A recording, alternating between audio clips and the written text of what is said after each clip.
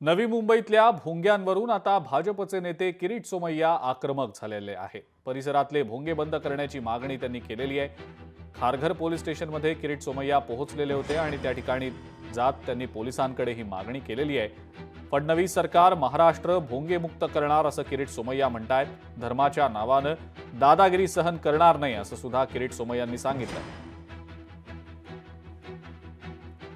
आता भोंगा मुक्त महाराष्ट्र आणि त्याची सुरुवात आमदार प्रशांत ठाकूर सोबत पनवेलपासून आम्ही केली आहे। आज या भागातल्या 3 पोलीस स्टेशनच्या अधिकाऱ्यांची भेट घेऊन दुर्दैवाने ज्या गांभीर्याने मुंबई पोलिसांनी कारवाई केली ते गांभीर्य महाराष्ट्रात आणावं लागणार आहे। आता खारघर पोलिसांनी कबूल केलं आहे की काही त्रुटी राहिल्या आहेत आणि आठवड्याभरात खारघर परिसर भोंगामुक्त होणार।